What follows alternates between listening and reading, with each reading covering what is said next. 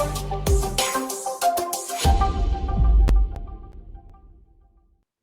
thank you very much sir, and we are really warm welcome on my YouTube channel. आपका बहुत बहुत स्वागत है। और सर आप ने एज ए एम्बेसडर सर्व किया है साउथ कोरिया में एंड कनाडा में, तो आप क्या अपने बारे में कुछ ऑडियंस को, हमारे व्यूअर्स को बताएंगे from where did you started your career and how you get opportunity to work as IFS officer in Canada और इन साउथ कोरिया और any other country where you have सर्व।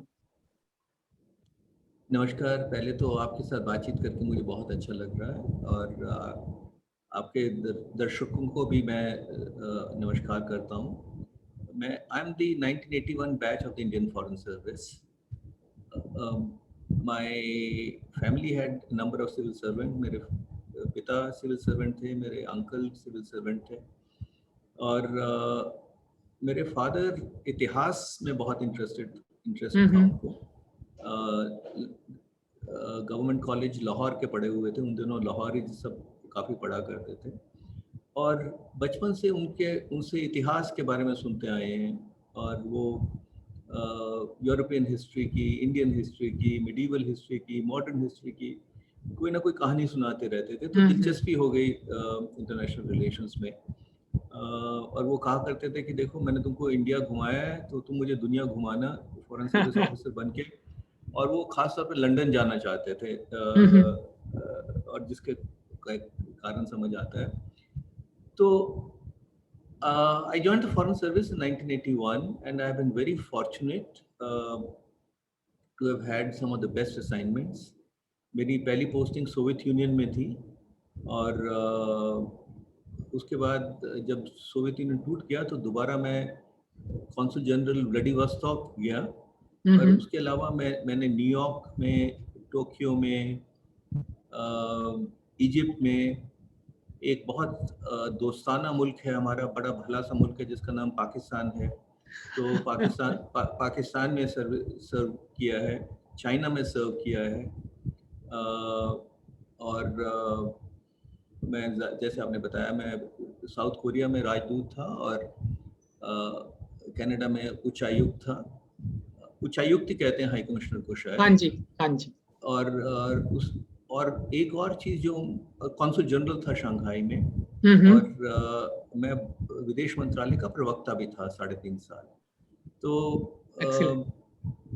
और अब मैं रिटायर हो गया था 2016 में। उसके बाद मैं लिखता हूँ विदेशी मामलों पे और मैं एजुकेशनल संस्थानों के साथ, शिक्षा संस्थानों के साथ जुड़ा हुआ हूँ, टीवी डिबेट्स में, थिंक टैंक डिबेट्स में वगैरह वगैरह। तो प्रोडक्टिवली कर रहा हूँ अपने और मुझे अच्छा लगता है। तो ये मेरी छोटी सी पहचान। बहुत अच्छा सर, बहुत अच्छा आपने बताया अपने करियर के बारे में, अपनी पोस्टिंग के बारे में। So really wonderful to know. और सर इसी चर्चा को मैं आगे ले जाते हुए I would like to ask from you that हम सुनते हैं कि इंडिया की पॉलिसी ABC कंट्रीज के लिए ये है, या लुक ईस्ट पॉलिसी है, या किसी एक कंट्रीज के लिए अलग पॉलिसी अख्तियार करते हैं। तो सर ये पॉलिसी बनाता कौन है? फॉर्म अप कैसे करी जाती है पॉलिसी? आप IFS से एसोसिएटेड रहे, इंडियन फॉरेन सर्विसेज से काफी सालों से, तो क्या ये एक group of bunch of people होते हैं जो बेस्ड अपॉन सर्कमस्टांसेस या बेस्ड अपॉन जियोपॉलिटिकल सिचुएशंस बनाते हैं पॉलिसी? कैसे बनाई जाती है सर ये फॉरेन पॉलिसी? जी, बहुत अच्छा सवाल है। पहले तो ये समझना जरूरी है कि विदेशी पॉलिसी, फॉरेन पॉलिसी है क्या।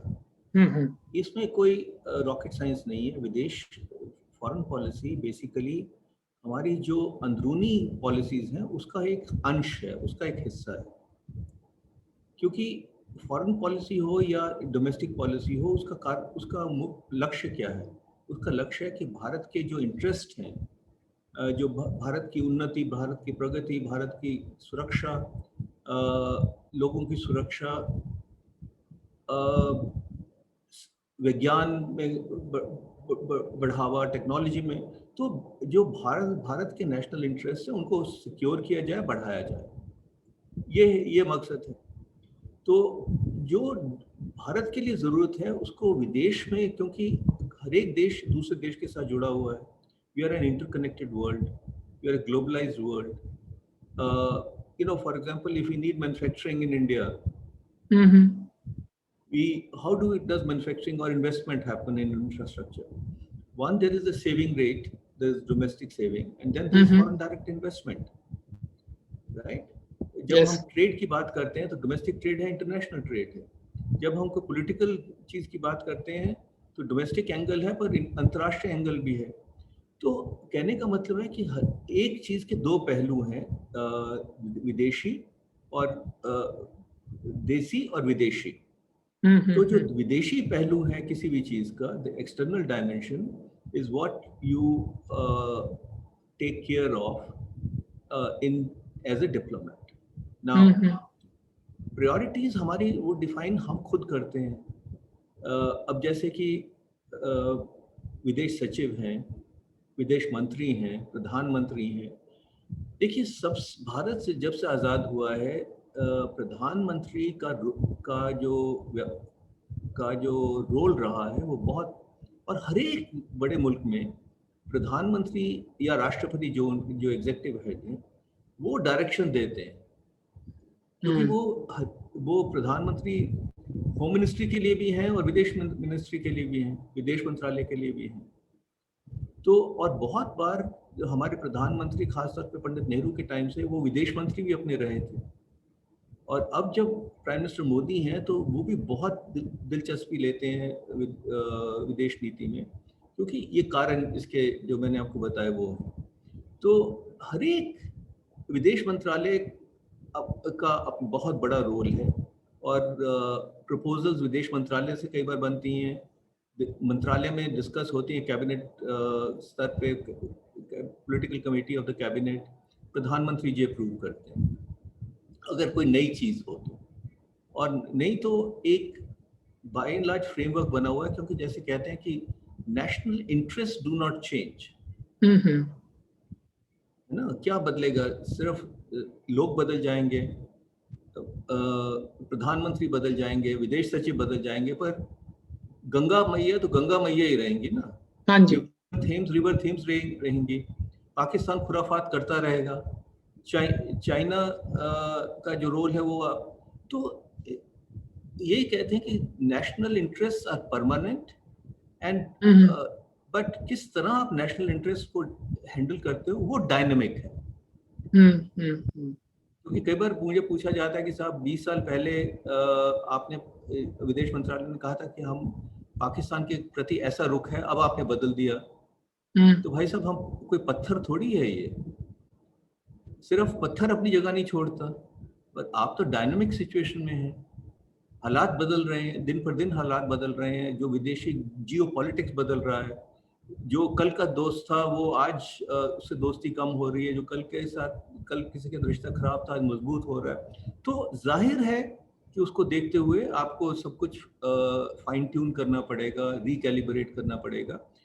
पर मैंने पहले ही लंबा जवाब दिया, पर एक चीज सिर्फ कहना चाहूंगा कि पड़ोसी प्रथम, ये हमारी विदेश नीति का एक बहुत अहम पिलर है. इसलिए कि अगर मैं एक परिवार की बात करूं, मैं ये नहीं कह रहा कि हम परिवार हैं, तो मुझे गलत ना समझा जाए, पर एक परिवार में की बात करें तो जो अगर परिवार में फूट होगी तो जो अपना लक्ष्य प्राप्त करने के लिए बाहर जाना चाहते हैं, जो इंडस्ट्री लगाना चाहते हैं, तरक्की, उनके रास्ते में रुकावट होगी.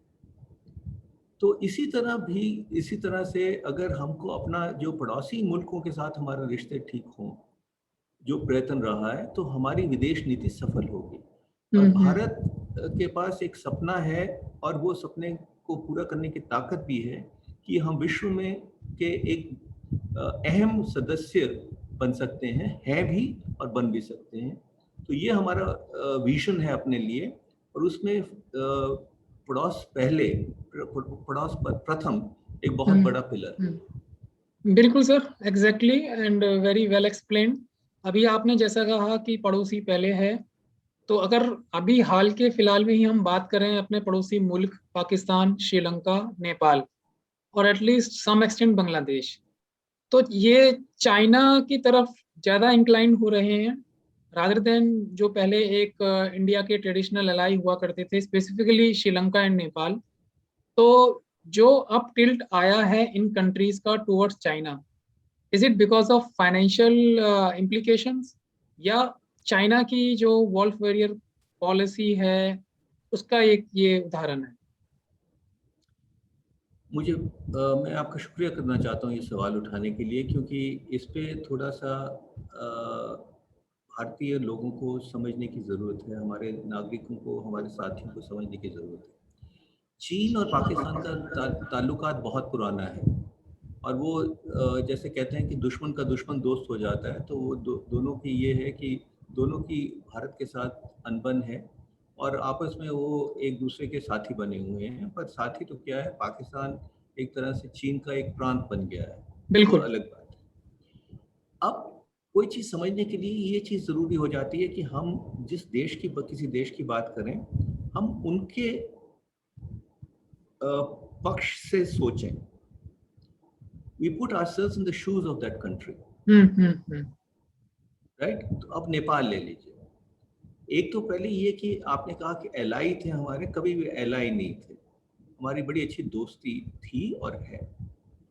अब मैं एक बांग्लादेश का प्रतिनिधि हूँ, मैं मान लीजिए बांग्लादेश नेपाल का, और किसी भी देश की बात कर लें, पर नेपाल का प्रधानमंत्री हूँ। मेरा क्या इंटरेस्ट है? वही इंटरेस्ट है जो भारत के प्रधानमंत्री का है। भारत के प्रधानमंत्री भारत की उन्नति चाहते हैं, नेपाल के प्रधानमंत्री नेपाल की उन्नति चाहते हैं, और नेपाल एक प्रगतिशील देश है, तो उनको इन्वेस्टमेंट की जरूरत है। अच्छा, कुछ ये भी है कि वो एक लैंडलॉक्ड है। मैं नेपाल का पक्ष नहीं ले रहा हूँ, मैं आपको नेपाल का पॉइंट ऑफ व्यू सिर्फ एक्सप्लेन करना चाहता हूँ। तो कुछ पॉलिटिक्स भी आ जाती है, कहते हैं कि साहब हम तो इंडिया लॉक्ड हैं। अब ये चाहे जितना मर्जी फायदा होता हो इंडिया से, चाहे हमने 1950 ट्रीटी के अंतर्गत फ्री बॉर्डर मूवमेंट है, नेपाल को हम नेशनल ट्रीटमेंट देते हैं, वो वगैरह सब कुछ है, पर उनको ये भी है, असलियत में रियल और इमेजिनरी फियर्स भी हैं। क्योंकि देखिए, भारत एक बहुत बड़ा मुल्क है, और भारत में हर तरह की आवाज़ें आती हैं। आमतौर पे तो बड़ी सुलझी हुई आवाज़ होती है, कई बार कुछ लोग लूज भी बात कर जाते हैं। तो देशों को, हमारे पड़ोसी देशों को कुछ तो पॉलिटिक्स और कुछ जेन्युइन कंसर्न भी है कि जैसे अगर भारत नाराज हो जाए और भारत कोई जैसे नेपाल के खिलाफ कोई कार्रवाई करते नहीं है हम लोग, पर करे, तो उनकी आम व्यवस्था पे, जीवन प्रणाली पे कितना फर्क पड़ेगा। और हम उनको डेवलपमेंटल असिस्टेंस देते हैं, पर उनको बहुत ज्यादा जरूरत है। तो अगर मैं नेपाल का प्रधानमंत्री हूंगा तो मैं चीन की तरफ रुख क्यों नहीं करूंगा? वो ये भी हो सकता है कि मैं भारत को मैसेज दे रहा हूं, पर यह भी हकीकत है कि नेशन बिल्डिंग में मुझे चीन की जरूरत है। आज से 20-30 साल पहले चीन के पास क्षमता नहीं थी, आज उनके पास है। और चीन अगर सपोर्ट कर रहा है नेपाल, श्रीलंका, बांग्लादेश को, उस कोई इसलिए नहीं कर रहा कि धर्म कार्य में पड़ा हुआ है, उनके लिए जियो पॉलिटिक्स है, वो भी भारत को मैसेज दे रहे हैं। तो राजनीति में ये होता है। तो हम कहें कि चीन हमारे पड़ोस में क्यों नहीं है, तो उसके कहने से तो हटेगा नहीं। हम अगर अपने पड़ोसी मुल्कों को कहेंगे कि चीन के साथ आप इतना रिश्ता ना बढ़ाइए, तो कोई फायदा नहीं होगा। वो कहेंगे साहब हमको $10 बिलियन की जरूरत है, हर साल आप दे दीजिए। तो आज के दिन में ये समझना जरूरी है कि चीन का प्रभाव बढ़ेगा। ये हमारे पड़ोसी देश चीन के साथ हाथ मिलाएंगे,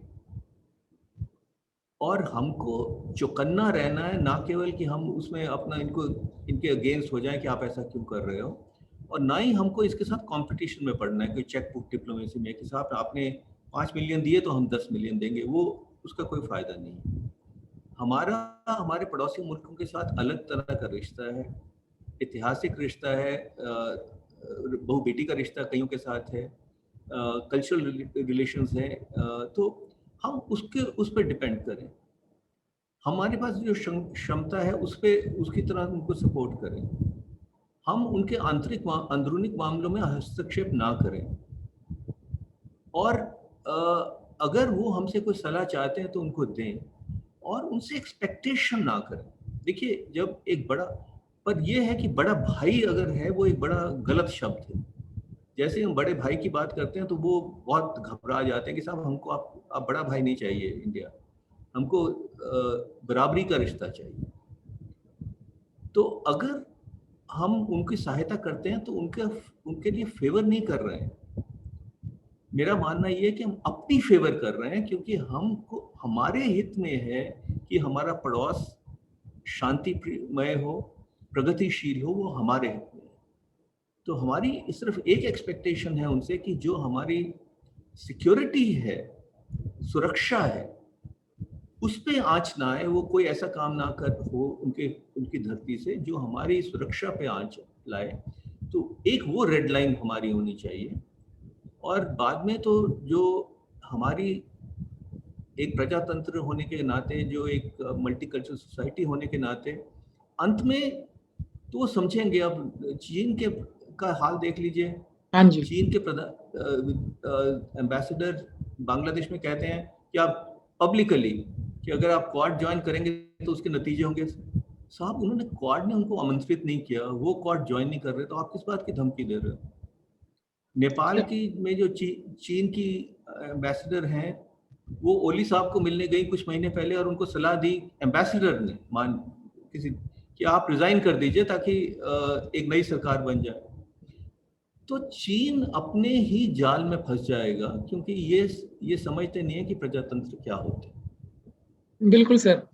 but sir on the other side ये भी तो है कि चाइना इतना पेनिट्रेट कर चुका है, जैसे आपने भी जिक्र किया कि नेपाल में उनके एम्बेसडर ने पीएम को सजेशन दिया।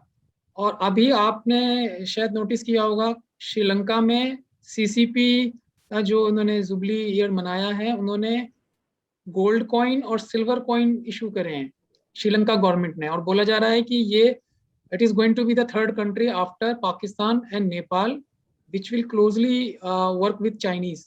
अब वो आगे जाकर क्या होता है, कौन से उसके नतीजे निकल के आते हैं, आप बिल्कुल सही है, वो पता चलेगा कि इंडिया को रेड लाइन ड्रॉ करना पड़ेगा। बट सर हम अपनी फॉरेन पॉलिसी से कहीं बैलेंस नहीं बना सकते क्या, या everything is depend upon economy और पैसा, ये सब कुछ? तो अगर आप जो बैलेंस की बात कर रहे हैं, तो बैलेंस किस चीज़ से बनता है? जो ताकत है, मैं जनरल बात कर रहा हूँ, ताकत कहाँ से आती है? अंग्रेजी बोलने से आती है? नहीं। डांस से आती है?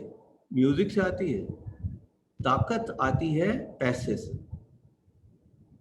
आपको जब कोई किसी को बुरा लगे या अच्छा लगे, the decisive factor is economy and economy. अगर आपके पास क्षमता है तो आपकी डिफेंस भी मजबूत होगी, आपकी सिक्योरिटी भी मजबूत होगी, आपकी जो कैपेबिलिटीज बढ़ेंगी, आपकी इंडस्ट्रियलाइजेशन होगी। अगर पैसा नहीं है तो आप किसी देश के गुलाम होंगे। तो बहुत सरल बात है, बिना पैसे के कुछ नहीं होता। और आज भारत की इज्जत इतनी क्यों है? इसलिए है कि हम हिंदू ग्रोथ रेट से, जो 4% का ग्रोथ रेट था, उसको छोड़ के, और अब दुनिया की पीपीपी परचेजिंग पावर पैरिटी के टर्म्स में तीसरे सबसे बड़े देश बन गए हैं। और अगर सब ठीक रहा तो 2035-40 तक हम तकरीबन $10 बिलियन की इकोनॉमी, $10 ट्रिलियन की इकोनॉमी बन जाए। तो जैसे अब अगर एलएसी पे देख लीजिए, इंफ्रास्ट्रक्चर बढ़ाना है तो किस तरह बढ़ाएंगे? आपको डिफेंस प्लेटफॉर्म्स इंडक्ट कर रहे हैं, कैसे करेंगे? आपने चीन को एक रोक के रखा हुआ है, उनके मंसूबों पे पूरा नहीं होने दिया, तो कैसे हुआ? तो जब तक आपके पास आर्थिक क्षमता नहीं है, आप दुर्बल हैं। जब आपकी आर्थिक क्षमता होगी तो आप प्रबल हैं। बिल्कुल सर, बिल्कुल एग्री। और मैं यही समझ सकता हूँ कि अगर आप इकोनॉमिकल पावरफुल हैं और आपकी मिलिट्री भी पावरफुल है, तो आपके जो फॉरेन पॉलिसी है या आपका जो मतलब डिप्लोमेट्स का काम है वो काफ़ी इजी हो जाता है। और वो पॉलिसी नेशन के फेवर में करने के लिए उनको ज़्यादा एफर्ट नहीं लगाना पड़ता। बिल्कुल बिल्कुल सही कहा सर एफर्ट आपने। एफर्ट नहीं नहीं नहीं, मैं थोड़ा सा मतभेद है मेरा। अच्छा, हाँ जी। एफर्ट तो बिल्कुल लगाना पड़ता है। ओके। बिना जोखिम के, बिना मेहनत के कुछ नहीं होता। पर आपके पास कोई लेवरेज है। हम्म।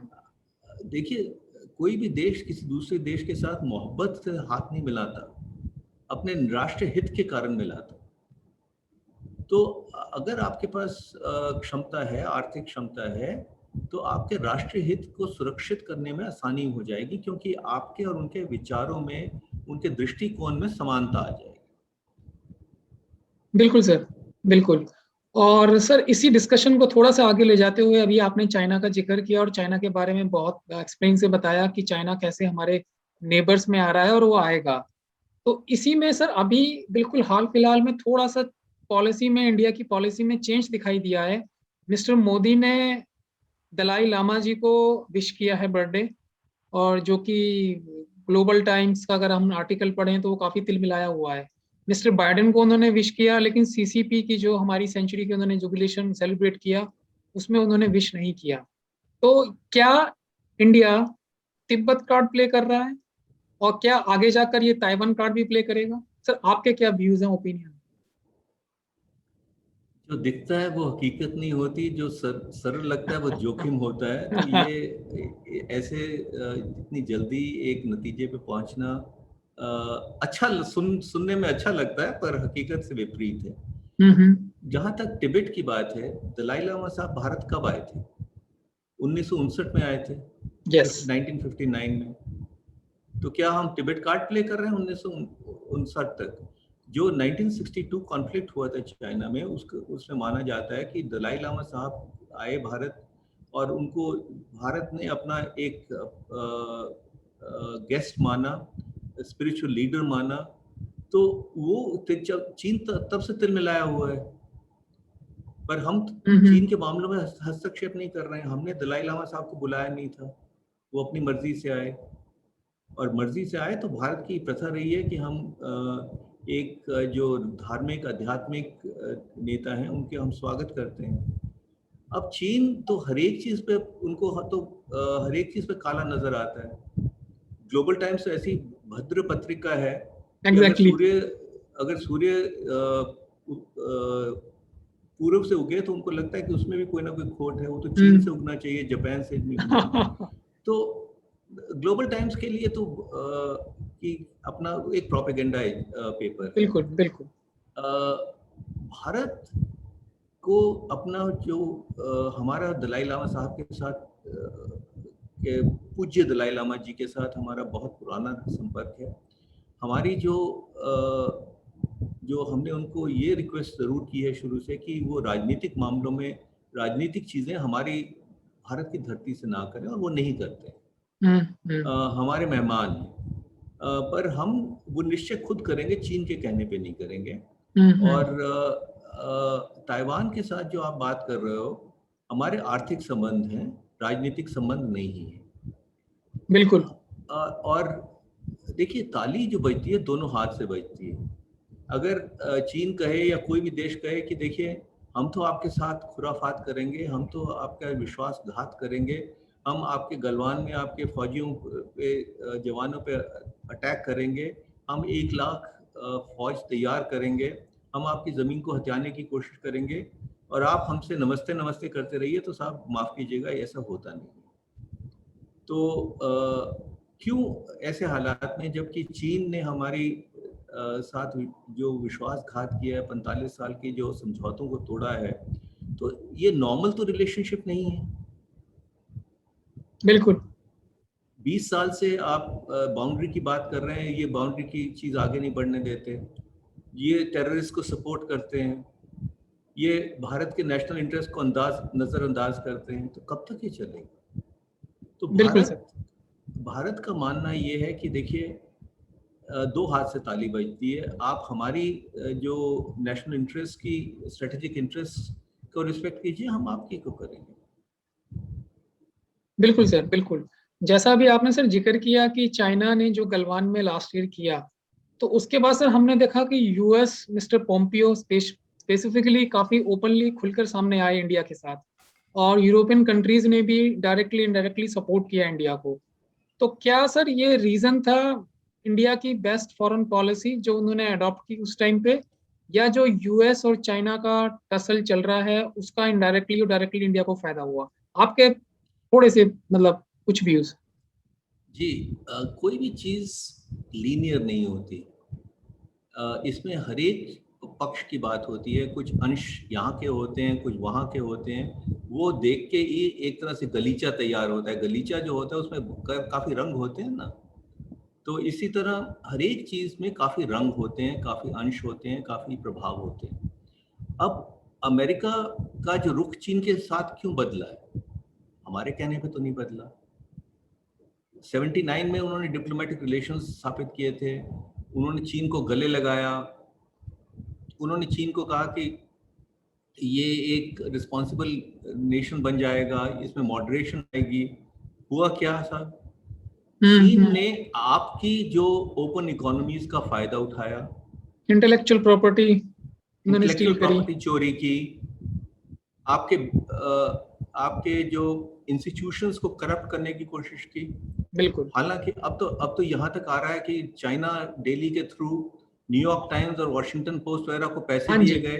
हाँ जी। मैं ये नहीं कह रहा दिए गए, मैं कह रहा हूँ कि एलिगेशन है, स्पेकुलेशंस हैं, मीडिया में रिपोर्ट्स। स्पेकुलेशंस है। बिल्कुल। आपने कन्फ्यूशियस सेंटर्स के द्वारा एजुकेशनल इंस्टीट्यूशंस और यूनिवर्सिटी में आपने अपना एजेंडा बनाने की हम्म। कोशिश की। हम्म। तो आपने तो चीन अमेरिका ने हाथ बढ़ाया और चीन ने उसी हाथ में को काट लिया।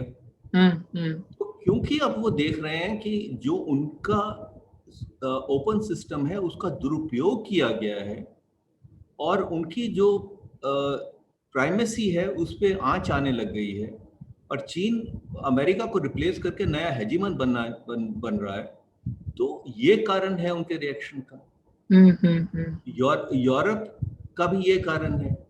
चीन का 18 देशों के साथ लड़ाई मोल ली हुई है, 18 देशों के साथ। इनफैक्ट डिस्प्यूट्स भी हैं उसके बाउंड्री के, कुछ बाउंड्री को आइलैंड्स लेकर। के, जापान के हाँ, साथ, इंडोनेशिया। और चीन के दो दोस्त हैं। नॉर्थ कोरिया एक एंड का नाम पाकिस्तान। नॉर्थ कोरिया है, एक पाकिस्तान है। तो कहते हैं कि ये person is known by the company he keeps. तो ये तो दो दोस्त हैं, हाँ हर जी। एक के साथ लड़ाई मोल ली हुई है।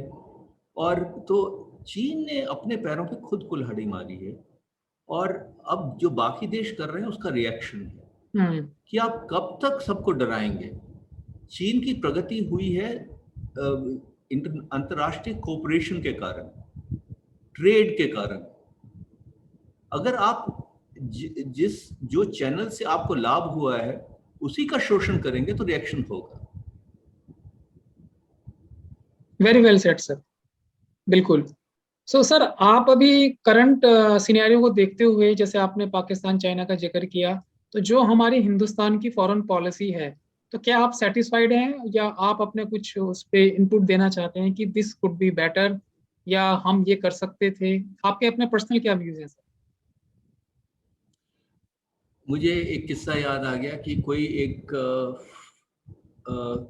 फार्म में गया जहाँ गायें चर रही थी। जो जो बछड़े खा पी रहे थे, जो बलद बलद कहते हैं ना ऑक्स को। हाँ जी। वो हाँ जी। वो ox were doing what they are doing normally doing, और एक मोटा सा ऑक्स बैठा हुआ था, वो सिर्फ चर रहा था। तो किसी ने पूछा कि ये क्या कर रहा है, कि ये कुछ हिलडुल क्यों नहीं रहा? कहता नहीं, ये अब हिलडुल नहीं सकता तो इसलिए बिठाया हुआ है। तो ये क्या करता है? ये कंसल्टेंट है, ये एक्सपर्ट है। तो जो एक्सपर्ट लोग होते हैं, और मैं भी उन्हीं की श्रेणी में आता हूँ, जो कि एक बड़े आराम से एयर कंडीशन सोफे पे बैठ के और बताते हैं कि क्या सही है क्या गलत है, उनको मेरा प्रणाम। देखिए, जो लोग इतनी बढ़ चढ़ के बातें करते हैं या दर्शाते हैं कि क्या होना चाहिए, उनका जमाना था।